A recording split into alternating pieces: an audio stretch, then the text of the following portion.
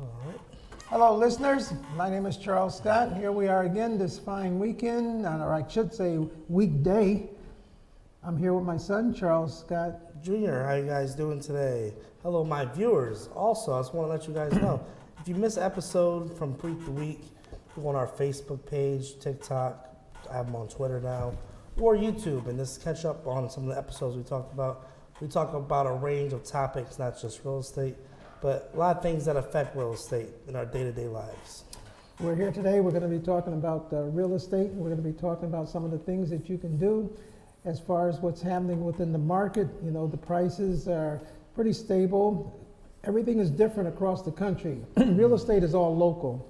So some of the things that you hear that's happening across the country may not even appear to the Northeast. We were just looking at some statistics, and there's a big drastic change between, let's say, Connecticut and Florida and the Middle West. A lot of these things are happening because of the supply, the demand, and the availability of space and land. We are near New York, Boston, so we get an overflow of some of the people that are coming in from these particular areas. I'll say we're in a very unique area. I mean, I look at the news every day involving real estate. What it is since COVID, we've had a lot of disruption with the workplace as far as a lot of remote workers moving to different parts of the country that don't usually see an influx of people. Now, you see with all the new changes in the government, a lot of people are going back to work in person. So they're selling their houses in these areas, going back to where they came from. We're seeing around the country a lot of prices going down. But Northeast, we're near New York, we're near New Jersey, we're near Massachusetts above us. We're in a particular area where there's, like my father said, influx of people coming into the state constantly, because they're seeing Connecticut is kind of a state that offers all kinds of things, from raising a family, we have business out here, very nice state to live in. Yeah, we have a lot of different changes that are occurring, especially in the state of Connecticut. We have shortage of properties. That's one of our main things right now. And we don't have the land like in the Midwest or out in the areas like some places like maybe North Carolina. We don't have all of that land where we can just build like crazy. Even if they were able to build, right now the developers are sort of holding back. And so we have a shortage of inventory. That's why we've been recently talking about, if it's a good time to sell. If you are a homeowner, if you're looking to, relocate and you want to maximize your selling power, now is a good time to do that, or to at least get what we call a market analysis to get an idea of, what your property can sell for. I know you spoke recently to a person, they got a lot of money for that. Yeah, I talked to someone who sold their multifamily house, and they got well above asking. Well above asking. I mean, well above asking. You want to know how much? Give me a call. Number's right there. I don't even want to say it out loud, but it's just, wow, the house sold for that much. And what that is going to do is it's going to influence the area. The houses around it are now going to be increased in value, because now when the bank says an appraiser, he's going to say, well, how much did that house sold for? Okay, so that's a good comparable or comp for the next house. So the thing is, these prices going up and up may not last forever. Like I told someone yesterday, I could be talking to you, same TV, same channel, talking about it's a buyer's market now. Wasn't that seller's market that we had from 2020 to 2025 great? Now the buyers are in charge, which means when the buyers are in charge, a lot more negotiation is involved, and prices usually sell below asking. So I'm talking to my sellers now, if you want to capitalize on the most equity you have in your house, this is a great time to sell. All the factors are in there. We have low inventory, but we still have the high demand. Especially with the low low inventory. We've been sitting on low inventory for quite a while, and actually you don't see that changing any. Do you see that changing any as far as what's going on? What I see right now is the builders are building condos, apartments. What we need is single-family homes for the starter families. But I don't see it changing with those inventory unless people start selling their houses at a drastic speed. And we're going to be at the same stalemate we're in now. One of the things that happened recently in the state of Connecticut, the legislature is passing a huge housing bill. The governor is putting a lot of emphasis in the state of Connecticut on housing, especially apartments. Especially apartments. Especially apartments, because in the past, the people that work for companies or businesses, the employees, the youth that graduate from college, they have nowhere to live, and it's so expensive. So there's a lot of apartments that are going to be built, and they're changing the laws to accommodate that. Some of the things that they're doing in the state of Connecticut under the new housing proposed bill is to eliminate a lot of the parking that's required whenever you build an apartment building. So, for example, if you build an apartment building, in the past, the zoning required so many parking spaces for the people that live in that apartment building. Correct. And that's hard when you're dealing with a state like Connecticut, when you have a lot of cities, New Haven, Hartford, Bridgeport, Norwalk, Stamford, you know, and a lot of the apartments that are being built in downtown areas next to train stations or transportation. So you don't have the parking, so that stops a lot of the building that's going on. Or you'll see what they'll do. If they have it in their budget, they'll dig deep and put the parking underneath the building and have like a parking garage there. But that's very expensive. But these new laws could actually free that up for the developers. Yes. So what'll happen is that now, without requiring all of that parking, you'll be able to build a lot more apartment buildings. The other thing with the apartment buildings that they're doing is they're allowing developers to convert a lot of the commercial space into apartments. And before, what would happen is that you would have to go through a lot of zoning, building, codes. You'd have to go through quite a lot of government agencies in order to convert a commercial building into a residential apartment building. So they're eliminating a lot of these laws based upon the size of the development, where you can bypass that. You don't have to go through all of the zoning to convert a small project from, let's say it's a little small building that was previously an office building. Maybe there's 6 apartments that can be put in there. Previously, you had to go through 4 or 5 different agencies. It could take years. By eliminating all of that, a person can now buy that commercial space and turn it into apartment buildings. And we see that all over Bridgeport. But if you drive through Bridgeport, I mean, I can show you some structures, even near our office. Looks like a giant brick high school, but that's really apartments, really condos. Got converted years ago, and we're seeing that more and more. Drive up by Trumbull in the mall, they have condos right next to the mall, and some even encroaching on the mall. So what we're seeing is a lot of commercial, a lot of things like old schools.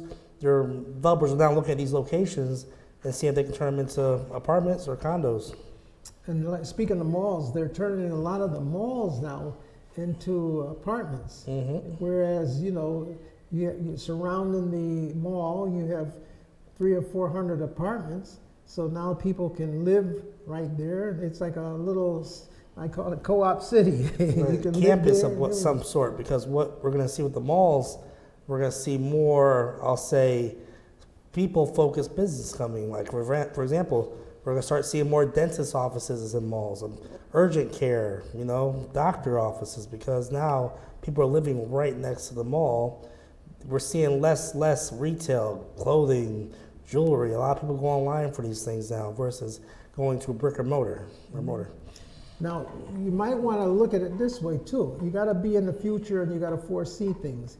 We are now, like I said, my son and I were talking to people out there about why is it a good time to sell your house. You got to time the market right. In other words, everything in, whether it's finances, stock market, you just got to be ahead of the curve, and you've got to be able to say what's going to happen. If we all had a crystal ball and we could see what the lottery was going to be or what the trends were going to be, all people always say, oh, I wish I was a shoulda, coulda, woulda, if I could have done that, if I knew this, if I knew that. Well, you may not know everything, but you can do research and see where the trends are. Where are we headed? There's like what do you call it, a reaction, an action and a reaction. So look at it this way. What's happening? The reason why houses are so high and the prices has gone up on the houses is because people, number one, we have a shortage of inventory. Then on top of that, we have people that are paying rents that are high, so they say, hey, I might as well buy a house if I'm paying this much in rent. Because the rents are up. So now, with all of this new rentals and apartments and thousands of units coming online, that in turn will make the rents go down because there will be more inventory. Yes. So now if the inventory goes high for the apartments and people can get affordable rentals, then they say, oh, well, I can hold off on buying that house. So that takes the demand off the housing. Therefore, the reaction is the price of the house goes down. Exactly. Because it's not as attractive when you got a person that can just go and rent an apartment and get a really nice new apartment at an affordable rent. Then they're saying, well, I'm not going to buy that house for all of that money when I can just go rent. Besides, I might not be living in this area, at my job, I might So now that means that the demand for housing goes down. So what you were planning on getting by holding off on selling that house, now all of a sudden you're not going to get it because the value has gone down. That's the perfect way to explain it. You see how he went from the apartments. You didn't know he was going to end up back on the house sales because it all affects each other. It's like I'll say the food chain. This is the house chain. You know, you got the apartments. You have the people who buy the houses, the landlords. You have the people who build the houses, and you have the developers. So it's going to end up where when one demand falters, it's going to have a chain effect to the other thing. Right. Very good example. Good example. Hey, thanks a lot, Yeah. Seth. Very good example. Very easy to follow too. That's Very easy to follow. So what I'm trying to tell you is that I'm giving you insight as to, this is, not really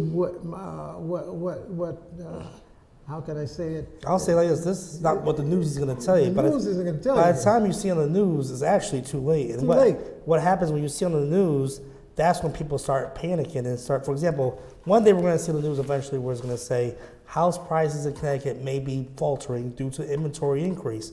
And then we're going to get calls. Oh, I'm ready to sell, thinking they're going to get that maximum equity when they should have sold that previous summer. Right, because see, one thing too, I guess, is age. I've been through this many times. I've been through 4 ups and downs. Yep. When like I said, I've been in business for over 40 years. And it's always like what goes up must come down. It's a cycle. It has to fulfill itself. What goes up comes. Hey, when the moisture goes up, the rain comes down.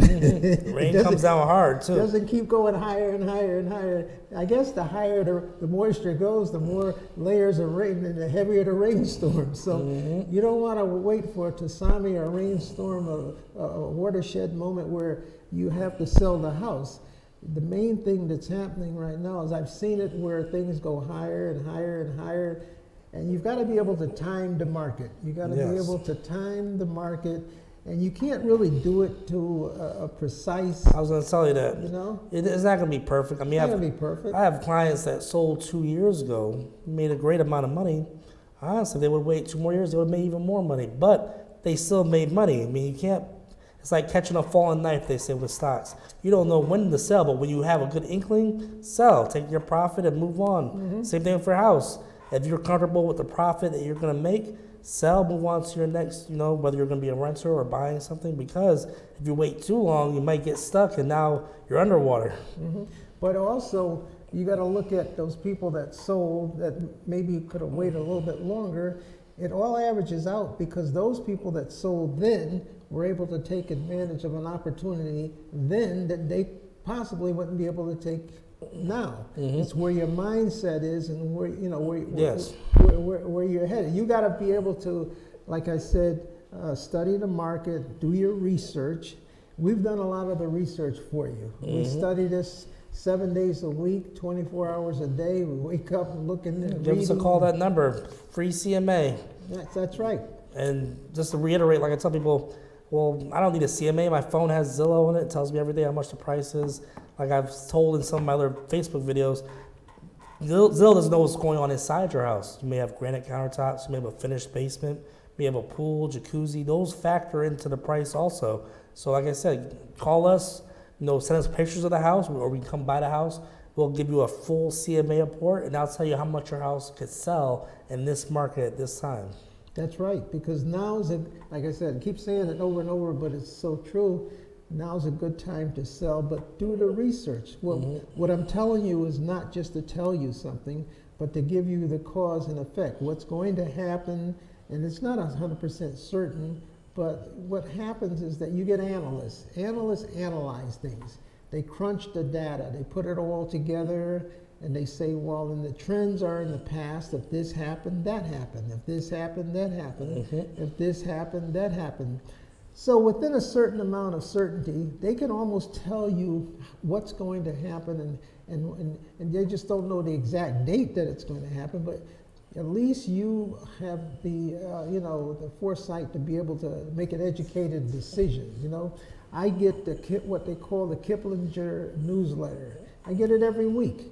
Every week it tells me different things about the economy, the politics, the prices, the politics of the local and state. So it gives you sort of an insight as to how I can plan my future, how I can plan finances, my business, my life, because what they're telling me is and this is made up of hundreds and hundreds of people, and thousands of people actually, that do research every single week. And I see that. I know he's going to tell you that secret.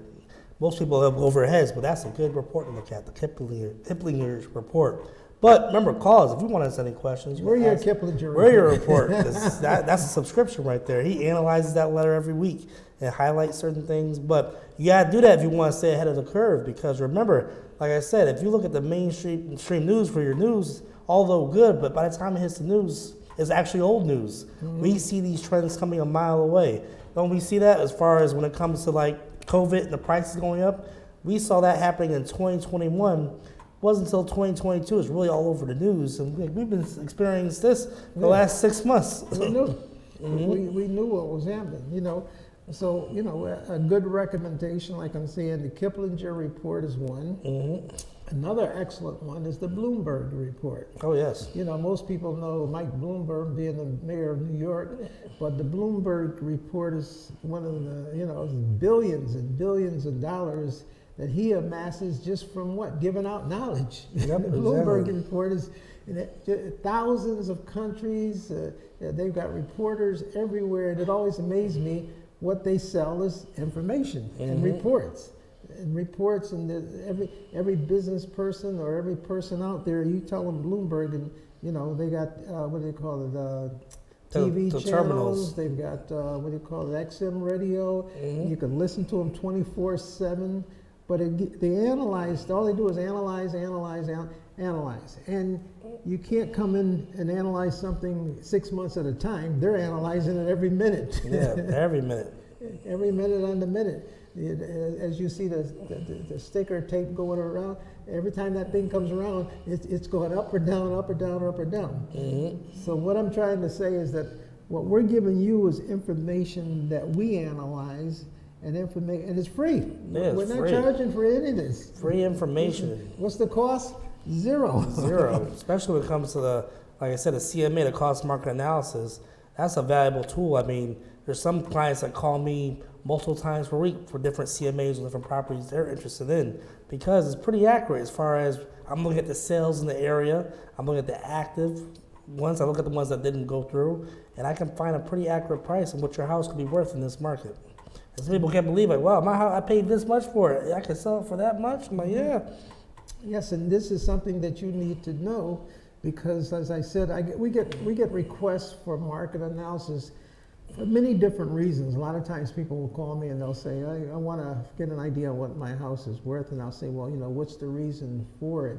Sometimes people may want to refinance. We don't do a full appraisal, but they want to get some kind of an idea. Yes. Some people may be partners, and the partners may basically want to sell and split up the money to get an idea of what the value may be.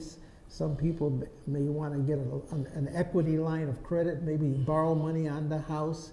So there's all sorts of reasons as to why people want to get an idea of the value, of their house. Some people may want to relocate to another city where prices are they can sell their house and buy another house, much lower than usual. One of the things that's happening recently, which may surprise people out there, is that, okay, so you sell your house, where are you going to go? You realize a lot of people are moving out of Florida. Oh, yeah. Of all places, years ago, Florida was where people went to all you ever retire. heard was everybody was going to Florida. Everybody was below. Everybody's going to Florida. So you could actually move to Florida now and get a pretty good deal on a house. I wanted to add to the other list here. Some people ask us for CMAs because their property taxes are being increased by the city, and they want to challenge the city and say, "What's my house really worth?" Give us a call. I've had some clients realize if my property tax is going up this much, I'm selling because at this point it's out of my budget. I'm on a fixed income. So people call us for CMAs. So if you got any letters in the mail talking about your property taxes going up, definitely give us a call. When you're speaking of taxes, I'll give you a good example of something, of things that are happening out there, and this will make a lot of people probably run down and look at their house. What's that? I've had people that have called me, and I did a market analysis on their property and looked at the tax records and found out that they were getting charged for owning a 3-family house when they only owned a 2-family house. Yep. and how does he say, how could they get charged the taxes for a 3-family and they only own a 2-family? Because a lot of times these companies that figure out the taxes, they don't actually come into your house. They'll drive around with a camera. You ever go to Google search and you can see all the houses, but they'll drive by and they'll do a visual. They're called vision appraisals is one of. They'll look at the house on the outside and they say, oh, that's a 3-family. But what happens is you may have a first floor, a second floor, and in the attic they have another window up in the attic. It looks like a 3-family. There's a 2-family. So they say, oh, okay, 3-family house, they mark it. So now you're paying taxes, 3-family. Now I come and I look and I say, hey, you realize on the records it says your house is a 3-family? No, it's a 2-family. I says, yeah, but you've been paying taxes on a 3-family. They say, what? So then they call the city hall. And they send out the zoning person, they send out the building guy, and they look and they say, yeah, this is a 2-family. And then you know what you say, oh, okay, give me a refund on all the money that I've been given for you. How about and they that? say, well, no, we're not doing that. You should have told us a long time ago. It's your responsibility to let us know. So they're not giving you back any refund, but your taxes go down because now they realize it's a 2-family and not a 3-family. So I've had that happen many times. So, you know, for a lot of people out there, especially it happens with a 2-family house with an attic upstairs. When the attic upstairs, It or looks people like a 3. that buy these, for example, some people buy these houses cash, not realize a lot of the work wasn't permanent. If they go to City Hall and tell them what they have in their house, their taxes might actually go up. There's an extra bathroom here or extra bedroom here. So it all plays different ways. There's different ways that these things happen. But there again, that's another reason why you can give us a call and we can do that research. We can look it up for you. You may end up saving money without even knowing it. You don't have to sell the house. You may even save money on your current taxes because now your property will be taxed properly. Sometimes it says you got 3 bathrooms or 3 baths and there's only 2 baths. You know, everybody, what happens in the reevaluation, they send around that letter and they tell people to fill it out. Well, if you don't fill it out properly, you know, sometimes they're going to go on what you put down on that Whatever you paper. put there, they're going to go off it. That's what they're going to base your taxes on, what you write down on that piece of paper. So unless you know, and sometimes if you got older people, retired people, they can't understand, they can't read it, or they don't understand English that much, and they filled out that form wrong. Well, guess what? Your taxes are you're being taxed more. So there's a lot of reasons why you want to, you know, periodically get the value of your house, find out what's going on. And there again, you know, the numbers right there on the screen. Yeah, give us a call. I mean, we got a lot of past customers. We've sold them houses probably 8 years ago. They still call us when they get letters in the mail. What's this mean? Oh, so yeah. we help them out, you know. We get that letter. We get those calls a all lot. the time. Especially if their mortgage payment went up. And they say, Mr. Scott, I got a fixed mortgage. My mortgage is never supposed to go up. 30 years it says my mortgage is supposed to stay the same. So right away I know what the problem is. Either going to be your property taxes or the insurance. Something in either one. Either one. Remember, the mortgage is made up of 4 parts: your principal, your interest, your taxes, and the insurance. So the part you pay the bank that they keep, that's going to stay the same. That's unless fixed. you have a variable mortgage. True.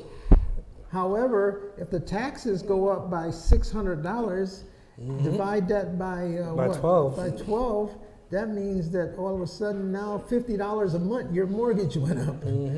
So, but you know, that's based on the taxes. Another reason why, like I said, a lot of people are leaving out of Florida is because of the high cost of insurance. Insurance, very true.